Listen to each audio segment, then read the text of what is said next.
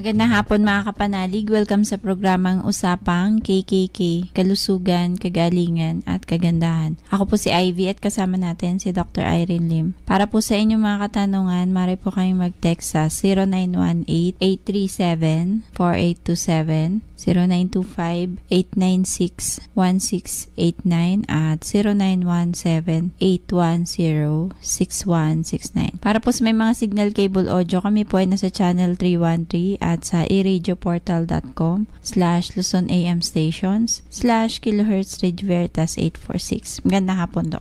Magandang hapon pong muli sa inyong lahat and welcome po sa ating talakayan sa Usapang KKK. Ang inyo pong lingkod, si Dr. Irene Lim, ang magbibigay na naman po sa inyo ng panibagong kaalaman. And always remember that knowledge is power. Ligtas ang may kaalaman. When you lose your health, you will lose everything. Paki-like, paki-share na rin po, and mag-subscribe po kayo. I-type nyo lamang po ang Dr. Irene Lim both sa YouTube and sa Facebook. Yung mga topic po na nami-miss out ninyo, pwede nyo pong i-search dyan. No? For our announcement, anti-aging soap. So makiagaw na po kayo ng anti-aging soap. So medyo na-out of stock po kami dahilan sa marami ho ang bumibili at nag-o-order. No? So nakakabata ho kasi ng skin, hindi lamang po sa face, kundi pati na rin ho sa mga kamay, braso, sa inyong legs, no? Yung mga gumamit ho kasing elderly, they use it for the whole body already. And talaga hong nagre-repeat order dahilan sa banat na banat ho yung skin nila, no? So tuwang-tuwa ho sila kasi yung mga kamay nila nagmukha hong younger. Use our anti-aging soap sa inyong face and makiagaw na po, no? Bago pa ho maubusan kayo ng stock. Still, marami pa rin hong nagte-text at nakikiusap for extension. So para po sa inyo, still we are open for our promo. So free check-up pa rin ho, free urine and sugar testing, yung colon cleansing for your referral, and the promo package ng detox, blood cleansing with or without vector scan. Makiagaw na po kayo kasi hindi po natin din alam until when, no? Samantalahin nyo ho kasi pagka ho bumalik ito sa regular price, mas mahal po talaga, no? So, yung mga hindi humatuloy-tuloy sa pagdi-detox and blood cleansing, this is the right time. And ang sasabihin ko nga po sa inyo, ang health po, dapat talaga pong pinaglalaanan ninyo ng budget. Hindi lamang po yung pag may sobrang pera, magpapa-health prevention. Hindi po. Hindi yung pag may sobrang pera lamang. Kundi, kinakailangan nyo po talagang lagyan niya ng budget every month. Kasi po, tayong mga Pilipino, wala ho tayong mga health insurance masyado, no? Unlike ho sa ibang bansa, talaga pong sagot lahat, pati gamot ng ospital, no? Dito ho sa atin kahit pa ho sabihin may HMO, hindi ho ganun kaganda ang benepisyo. And yung mga HMO pong yan, baguhang doktor po ang nilalagay dyan. So hindi rin ho kayo properly ma-manage, no? Actually, pag gumamit ho kayo ng health card, may discrimination na ho sa check-up nyo pa lang kayo ho yung nasa dulo. Inuuna ho yung mga magbabayad ng cash para ho kayong kawawa na yung mga health card kasi hindi magbabayad doon ho sa dulo. And the fact that baguhan ho ang doktor na mag-check up sa inyo, it is because wala hong doktor na magpapasweldo sa mga HMO health card na yan, no? Yung vector scan po, if I were you, choose the one with vector scan sa promo package because ang vector scan ho catches your body before the onset of diseases. Bukod po doon, nakaka-detect ho ito ng germs. So, yung scientific name ho mismo, hindi ho in general. And lahat ho ng allergens and chemicals na naipon nyo inside the body for the whole, from head to toe, actually. Lalo na ho yung may mga lahi ng cancer. So, malalaman ho natin ahead if you are candidate for cancer. And also, yung may mga lahi ho ng stroke, heart attack, ahead of time ho kasi makikita na natin sa scan if barado ho ang circulation ninyo. So, ang laki ho, at wala ho kayong radiation na makukuha. The benefit is what? Yung accuracy po, is more than 90 Yung high dose vitamin C naman po, siya po yung blood cleansing natin na nakapromo. So kailangan po, mas maganda kung nakaka-avail kayo ng high dose vitamin C.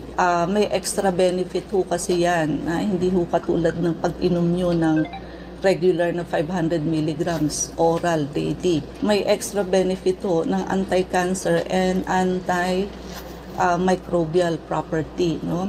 Nakakapatay ho ng lahat ng klase ng germs, mikrobyo, chemicals, virus, fungus, and even parasites. Unlike antibiotic po, bacteria lang ang napapatay.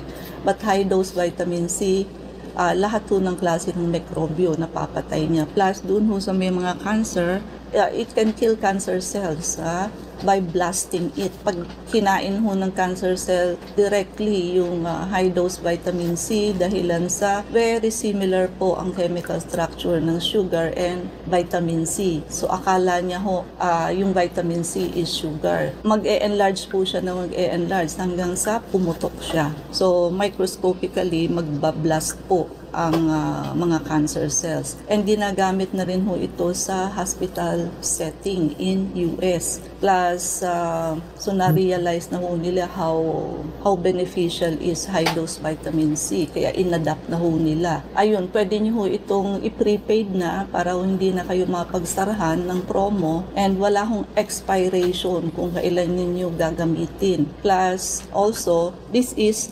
transferable. So, meaning, pwede nyo hong ipang regalo. So, sumakiagaw na ho kayo ng free check-up, pa-New Year nyo na ho ito sa sarili ninyo, no?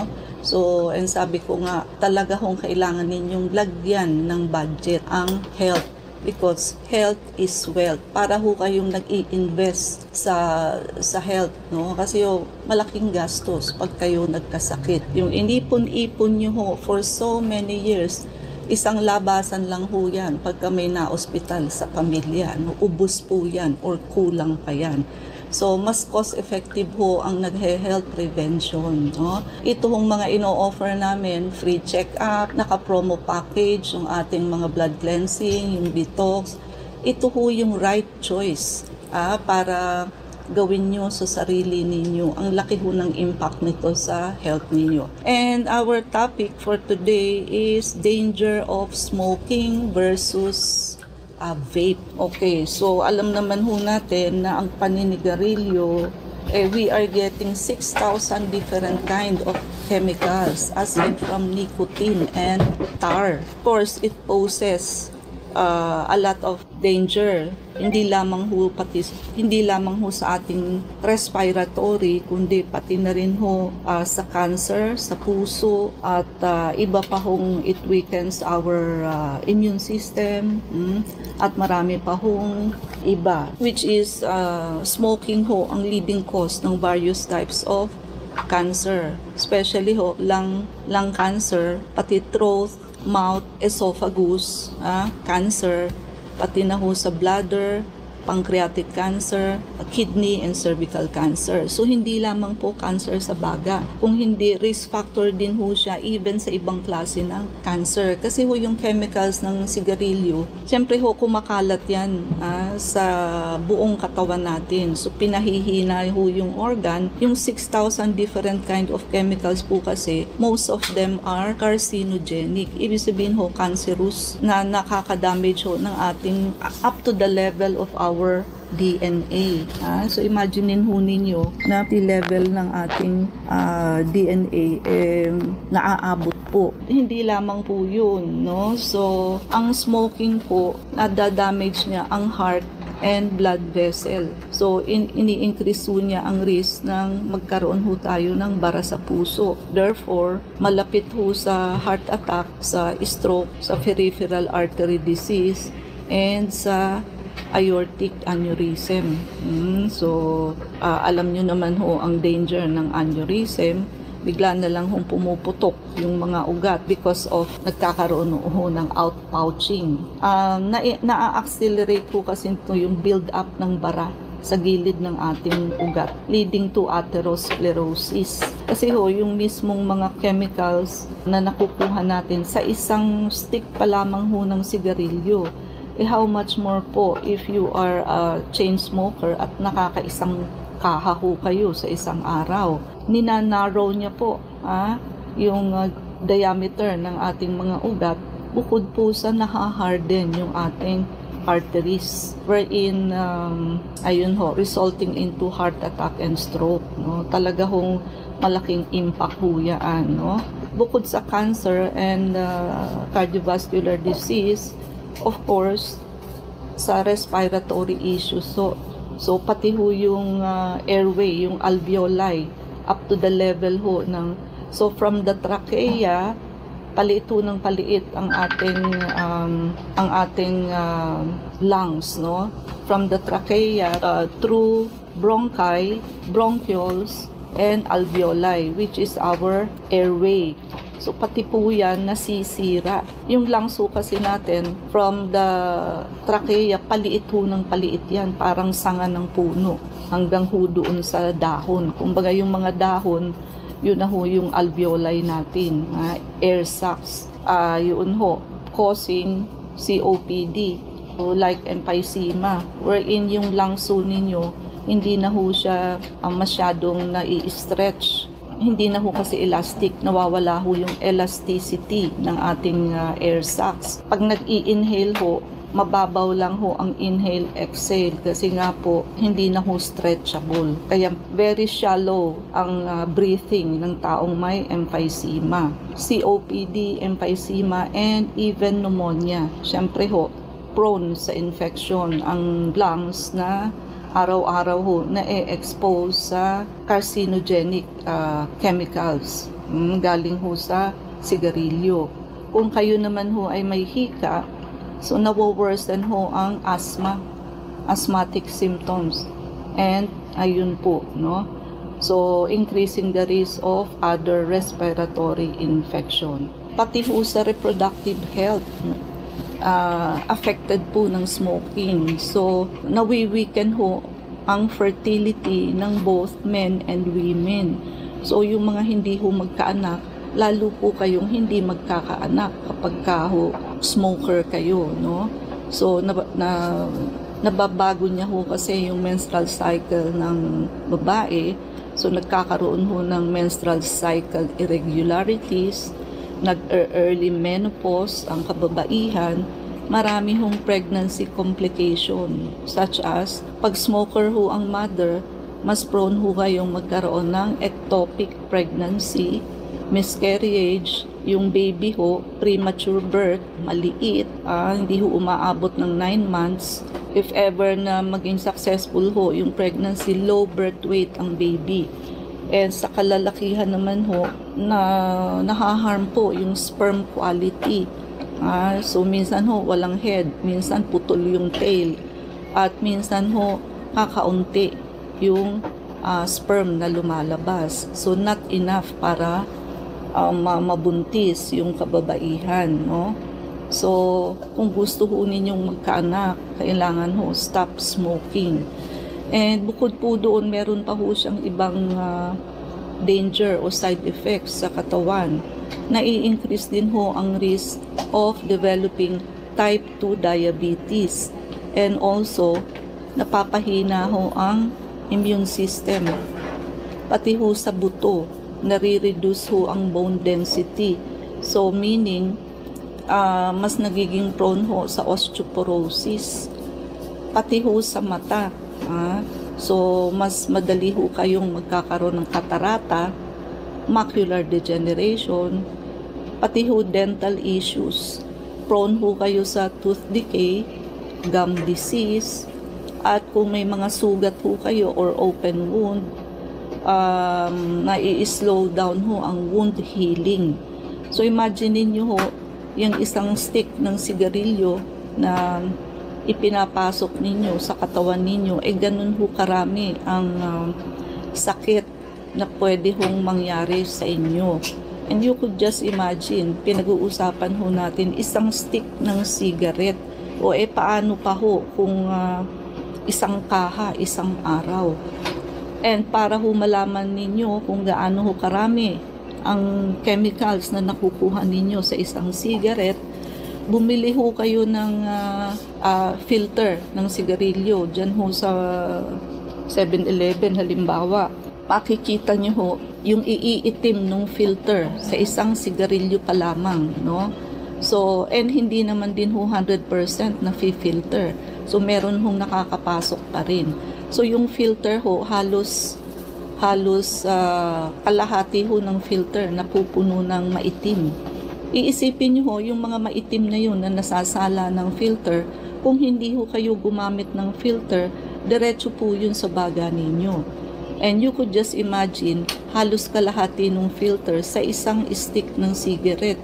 O, i-times nyo ho yan sa 21, gano'n kakarami hong harmful chemical substance ang nilalagay ninyo sa lungs ninyo araw-araw. Kaya ho pag ino-autopsy ang mga taong naninigarilyo, lalo na ho chain smoker, talaga hong blackish na ho, hindi na ho mamula-mula ang kulay ng baga, and matigas po, maitim. So ganun po, kaya matakot ho kayo sa cigarette. Yung mga second-hand smoker din ho, so pareho po yun, they are also at risk of developing same health risk ng mga binanggit ho natin. Kaya yung mga may kasama ho sa bahay na naninigarilyo, so please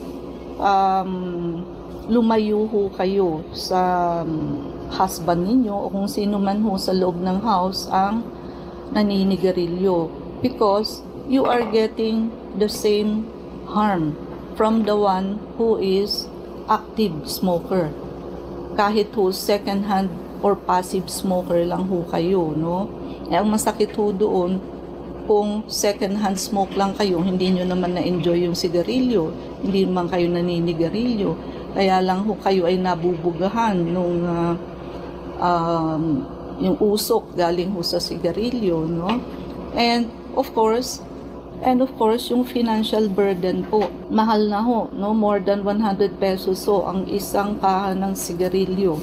So kung sumasahod lang ho kayo ng minimum, o di kaya ho ay wala pa minimum, lalo na ho kung construction worker kayo, kung ganun ho kabigat yung trabaho ninyo, tapos babawasan nyo ho ng more than 100 pesos yung sinasahod ninyo, ang laking po yun, pambili nyo na ho ng ulam, yung ginagastos po ninyo sa sigarilyo para lang ho i-spend ninyo ng bisyo ninyo.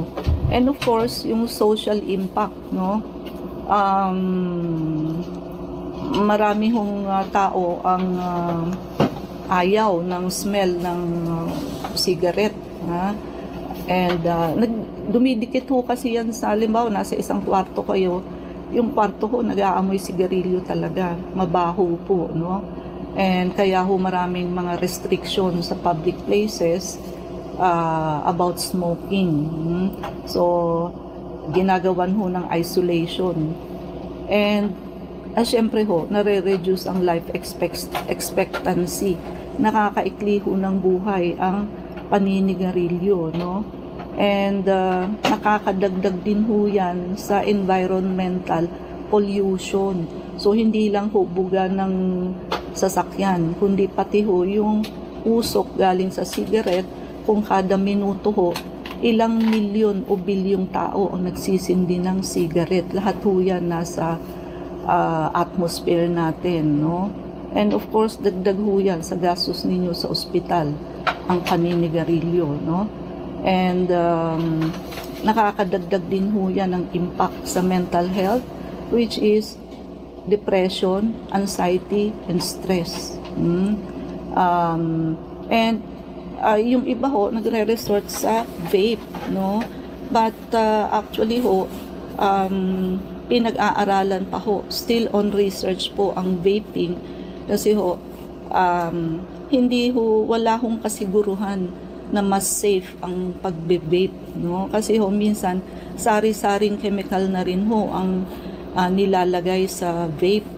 And ang reality po nun, mas okay pa nga ho yung tobacco. Why? Kasi ho, natural ang laman galing sa dahon. While ang vape po, chemical ang inilalagay dyan. Kaya hindi ho solusyon ang mag-vape na lang kayo compare sa sigarilyo. Hindi po. And addictive din ho ang vaping. So hindi ho yung makakaalis kayo sa addiction sa cigarette. Now, ang maipapayo ko po sa mga smoker, so do detoxification and blood cleansing program para ho wala kayong withdrawal symptoms. No? So, Ivy? Pardon po sa mga nais magtanong, mag-text po kayo sa 0918-837-4827. Usapang KKK with Dr. Irene Lim.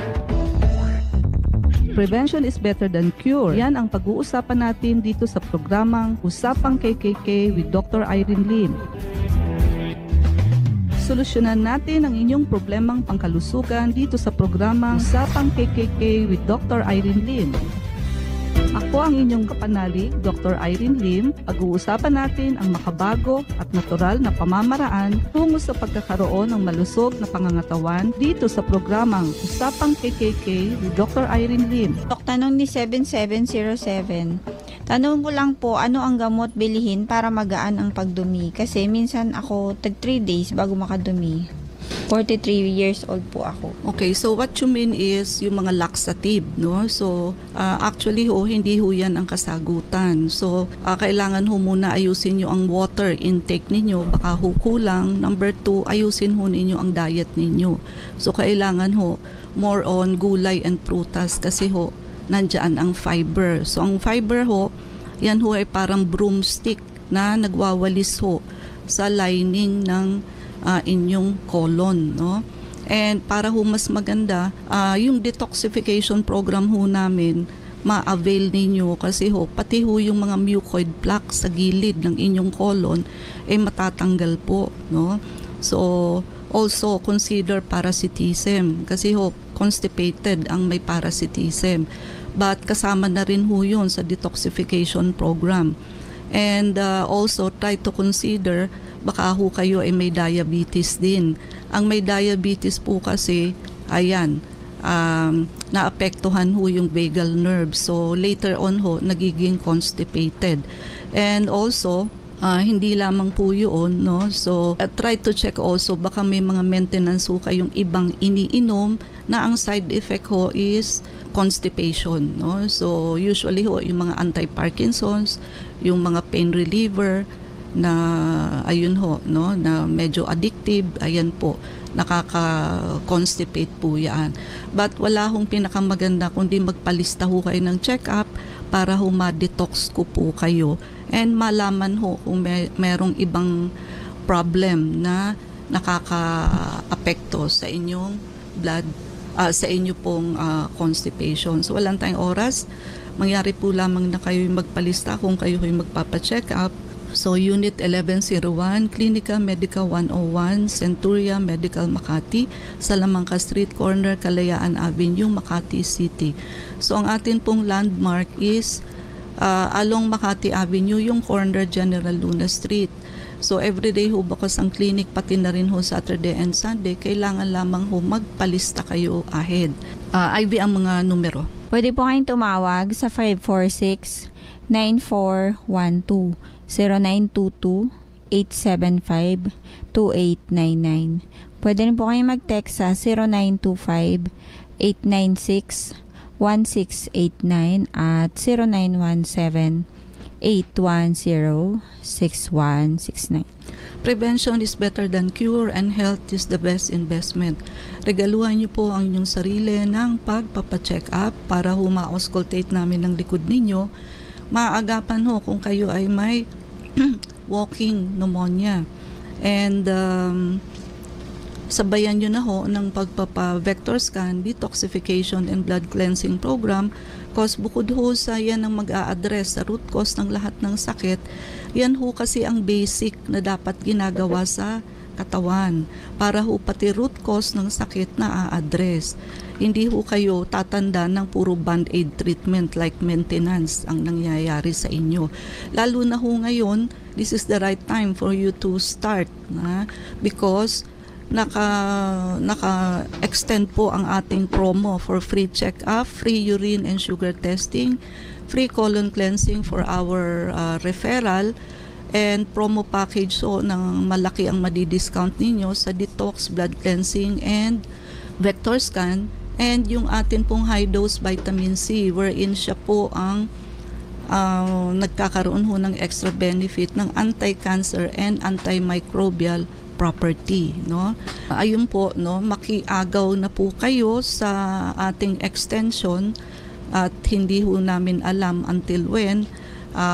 Ine-extend lamang po for the sake of those still calling and texting for extension po, no? So plus makiagaw na rin po kayo sa aming anti-aging soap, no? So medyo lately ho nagkakaubusan ho ng stock. Napakaganda ho sa mukha and even for the whole body for a younger looking skin. So like, share, and subscribe po. I-type nyo lamang ang Dr. Irene Lim both sa YouTube and sa Facebook. Ivy?